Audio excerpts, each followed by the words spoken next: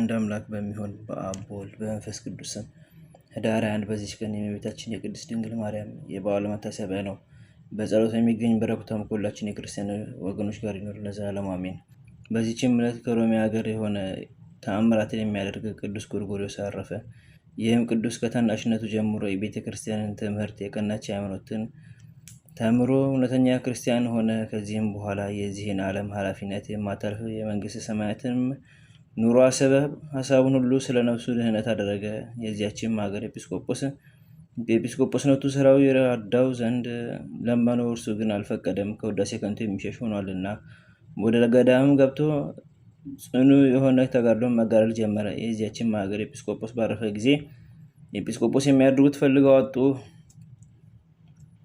ስለዚህም ተሰብስበው ሳሉ የመለኮትንም ነገር የሚናገር ጎርጎርዮስ ከእሳቸው ጋር ሳለ የገዳማዊ ጎርጎርዮስን ፈልጋችሁ በእናንተ ላይ ሹሙት የሚል ቃል ከሰማይ ወደ እነርሱ መጣ። በበረሃው ውስጥ በፈለጉት ጊዜ አላገኙትም። እየፈለጉትም ብዙ ቀን ኖሩ። እርሱ ግን በአቅራቢያቸው ይኖር ነበር። ባላገኙትም ጊዜ በአንድ ምክር ተስማምተው በሌለበት ወንጌል ይዘው በላያቸው ኤጲስቆጶስነት ሾሙት። ስሙንም የመለኮትን ነገር የሚናገር በጎርጎርዮስ ስም ጎርጎርዮስ ብለው ሰየሙት። ከዚህ በኋላ የእግዚአብሔር መልአክ ለቅዱስ ጎርጎርዮስ ተገልጦ ተነስተህ ወደ እነርሱ ሂድ፣ እነሆ በላያቸው ኤጲስቆጶስነት ሾመውሃልና ይህም ከእግዚአብሔር የሆነ ነው። ያን ጊዜም ወደ እነርሱ ወረደ። የአምላክን ትእዛዝ መተላለፍ ፈርቷልና ባዩትም ጊዜ ወጥተው በታላቅ ክብር ተቀበሉት። የሹመቱንም ስርዓት ፈጸሙ። እግዚአብሔርም ቁጥር የሌላቸው ብዙዎች ታምራትን በእጆቹ ገለጠ። ስለዚህም ገባሬ መንክራት ጎርጎርዮስ ተብሎ ተጠራ። ከብዙዎች ታምራቱም አንዲቱ ሁለት ወንድማማቾች ነበሩ። ከእርሷም ብዙ ዓሣዎችን የሚያጠምዱባት ታናሽ ባህር ነበረቻቸው። አንዱም አንዱ የኔ ናት በማለት እርስ በርሳቸው ተጣሉ። ስለዚህም ባህር በመካከላቸው ይፈርድ ዘንድ ወደ ቅዱስ ጎርጎርዮስ ለመሄድ ተስማሙ። እሱም ከሁለት ተካፈሉ ብሎ አዘዛቸው። እንዳዘዛቸውም ባልተስማሙ ጊዜ ስለዚያች ባህር እግዚአብሔር ለመነው። በዚያን ጊዜ ባህሪቱ ደርቃ የምትታረስ ምድር ሆነች። በመካከላቸውም ሰላም ሆነ። በእጆቹ ስለሚደረጉ ድንቆች ታምራት ዜናው በሁሉ ሀገር ተሰማ። በጎ አገልግሎትንም ከፈጸመ በኋላ በሰላም አረፈ። ለእግዚአብሔር ምስጋና ይሁን፣ እኛንም በዚህ አባት ጸሎት ይማረን፣ በረከቱም ከኛ ጋር ትኖር ለዘላለሙ አሜን። በዚችም ቀን የእስክንድርያ ሊቀ ጳጳሳት ቅዱስ አባት ቆዝሞስ አረፈ። እርሱም ለአባቶች ሊቃነ ጳጳሳት 54ኛ ነው። ይህ አባት ብዙ መከራና ሐዘን ደረሰበት። በዘመኑም በክርስቲያን ወገኖች ሁሉ ላይ መከራና ችግር ደረሰባቸው። በዚያንም ወራት የክርስቲያን ወገኖች አይሁዳውያን ልብሳቸውን በሰማያዊ ቀለም እንዲያቀልሙት እንጂ ነጭ ልብስ እንዳይለብሱ የእስላሞች ንጉሥ ገአፊር አዞ ነበርና። የዚህም አባት ዘመን ድንቆች የሆኑ ብዙዎች ታምራት ተገለጡ። በአስቄጥስ ገዳም በቅዱስ ሳዊሮስ ቤተክርስቲያን ውስጥ የእመቤታችን የቅድስት ድንግል ማርያም ስዕል ነበረች። ጎኗም ተገልጦ ከእርሷ ብዙ ደም ፈሰሰ። በግብፅ ሀገር ካሉ ከሌሎች ስዕሎችም ከዓይኖቻቸው ብዙ እንባ ፈሰሰ።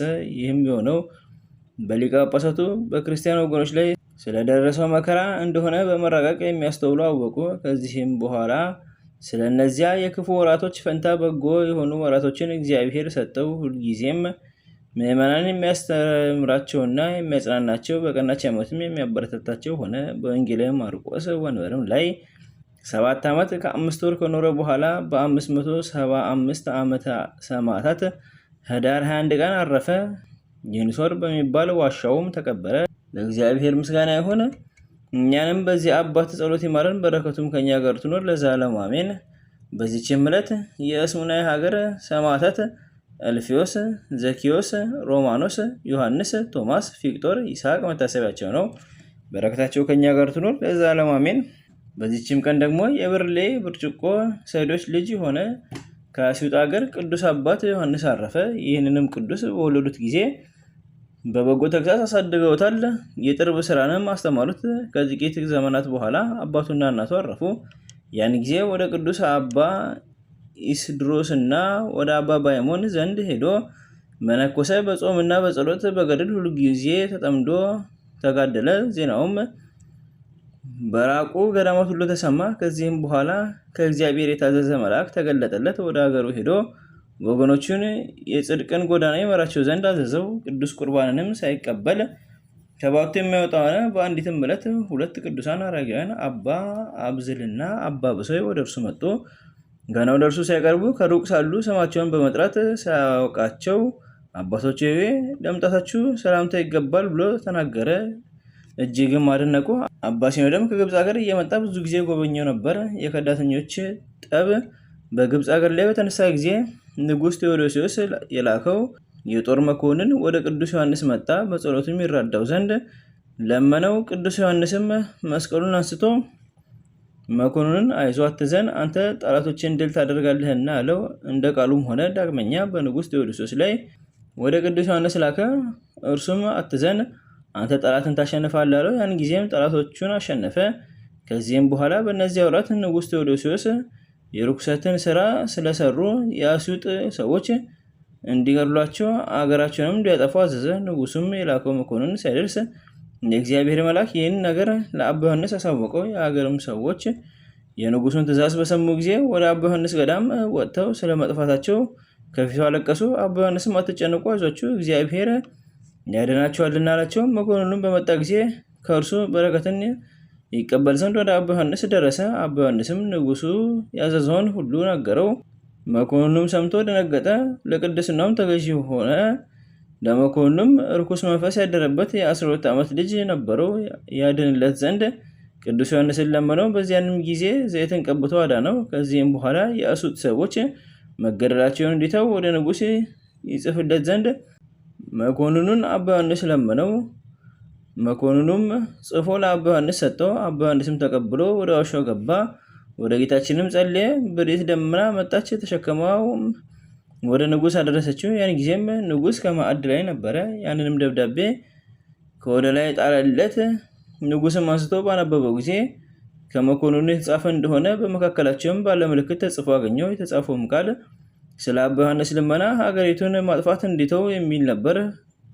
ቀና ባለ ጊዜም ደመና አየ። ንጉሥም አደነቀ። ከዚህም በኋላ ሀገሪቱን ማጥፋት ስለ አባ ዮሐንስ ይተው ዘንድ መልሱን ለመኮንኑ ጽፎ ደብዳቤውን ወደ ደመና ወረወራት። የተሰበሰቡትም እያዩ እጅ ተቀበለችውና ወደ ደመና ገባች። ወዲያውኑ አባ ዮሐንስ በዛች ደመና ወደ በዓቱ ተመለሰና በማግስቱ ያችን ደብዳቤ ለመኮንኑ ሰጠው። በላዩም የንጉሱ ፊርማውና ማተሙ አለ። ባያት ጊዜ ባነበባትም ጊዜ ደነገጠ፣ አደነቀም። ስለ ሀገሪቱ ድህነትም እግዚአብሔርን እያመሰገነ ወደ ሀገሩ ተመለሰ። የንጉሥ ዘመድ የሆነች የከበረች ሴት ዜናውን በሰማች ጊዜ ከደዌ ፈውሳት ዘንድ ወደ እርሱ መጣች። በጸሎቱም ተፈወሰች። ከዚህ በኋላ ንጉሥ ቴዎዶሲዎስ በሞተ ጊዜ መናፍቁ መርቅያን ነገሰ። ቅዱስ አባ ዲዮስቆሮስንም አሰቃየው። የቀናች ሃይማኖትንም ስለመለወጡ አባ ዮሐንስ እየዘለፈና እየረገመው ወደ እርሱ ደብዳቤ ላከ። ከጥቂት ወራት በኋላ እግዚአብሔር ቀሰፈው። ለእርሱም ዕድሜው 125 ዓመት ሲሆነው እረፍቱ እንደደረሰ አወቀ።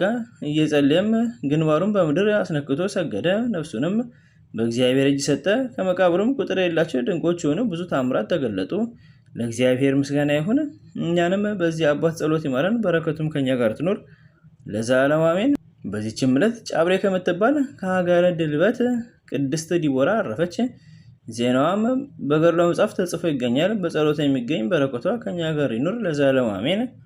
አንድ አምላክ በሚሆን በአብ በወልድ በመንፈስ ቅዱስም ኅዳር 22 በዚች ቀን ቅዱሳን ቆስሞስ እና ድሚያኖስ ወንድሞቻቸውም አንቲቆስ፣ ዮንዲኖስ፣ አብራኒዮስ በሰማዕትነት አረፉ። እሊህም ዲዩማ ከምትባል ሀገር ስለ እግዚአብሔር ልጅ የታነጸች ግንብ ካለችበት አረሚያ ከምትባል ሀገር ናቸው።